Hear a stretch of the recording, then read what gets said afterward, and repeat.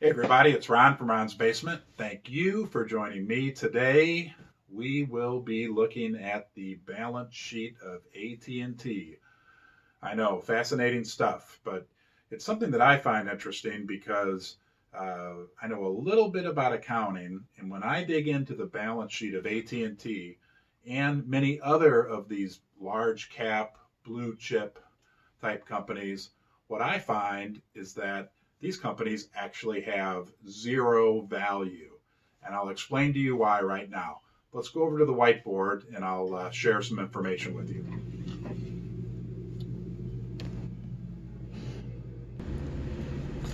Okay, so here we are at the whiteboard, and we're going to be taking a look at AT&T's real, what I call real BS. Does that BS stand for balance sheet or something else? We're going to find out. These numbers were from the December 31st, 2019 financial release for AT&T. So first thing we'll look at on their balance sheet is current assets, $54 billion. That's, cash, receivables, real stuff, real money. So that's a big number, $54 billion. Then they have $154 billion in property, plant, and equipment. That would include all their property, plant, and equipment, real stuff, real buildings, real cars, real computers, all that good stuff. So that's a big number, and that's a lot of stuff, but AT&T is a big company, so you'd expect them to have that much. But then we find something interesting. They have this 146, almost $150 billion listed as Goodwill.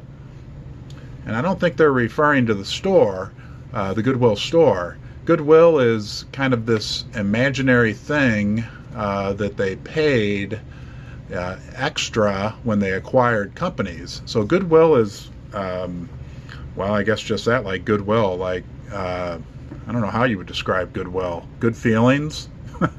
Good something or another, but it's certainly not cash or property, plant, or equipment. And then it gets a little more interesting. There's 157 billion, so if we round up, 160 billion in intangible assets. I thought assets by definition were tangible things, but apparently these large companies have found a way to capitalize what are considered to be intangible things. So what's intangible? I mean, intangible, I think by its very definition, means it doesn't exist. So they have 160 billion in non-existent assets. I prefer tangible assets, but AT&T has 160 billion in intangible assets. So roughly about 300 billion in, when you add up the goodwill and the intangible assets of what I would maybe just classify as imaginary assets.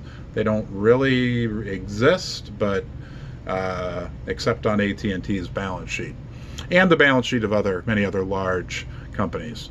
And then there's 35 billion in other assets. I didn't dig into that. That could be, it's something other. I don't know if that's something real or unreal, but given the fact that I've already discovered $300 billion in make-believe assets, I didn't want to take the time to dig into the 35 billion.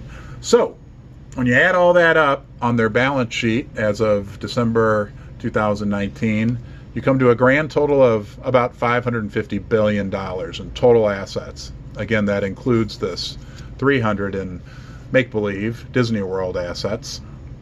If you back that out, that 300 billion, you come to kind of real assets, real tangible assets of about $250 billion. And this is where it gets interesting, because when you go down a little further on their balance sheet, anytime there's assets, they're always going to be represented by either liabilities or equity.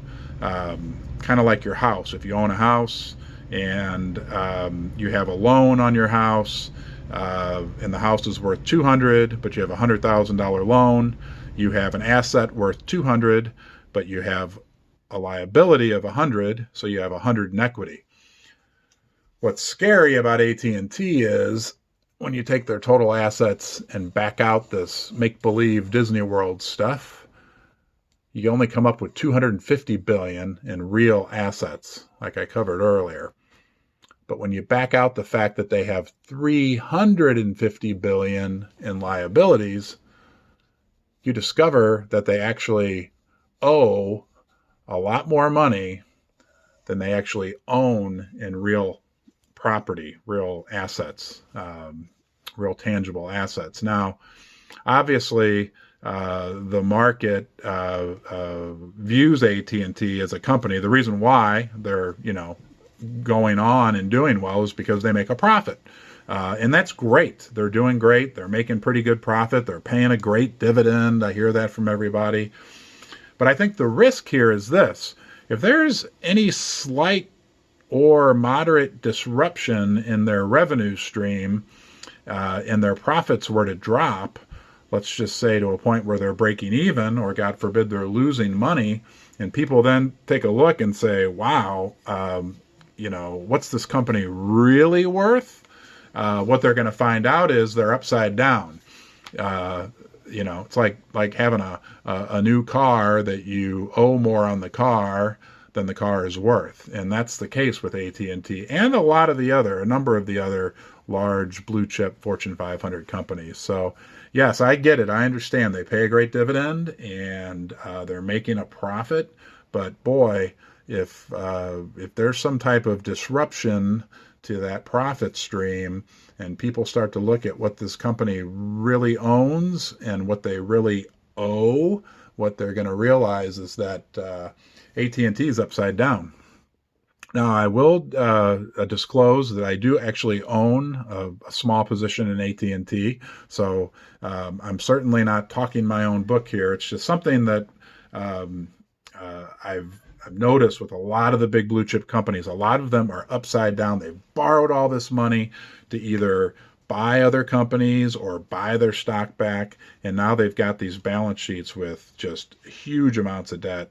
And I'm just afraid that if there's any disruption to their profit streams, people could lose a lot of money and don't realize they could lose a lot of money. So I hope you found this interesting, and I appreciate you watching, and have a great day.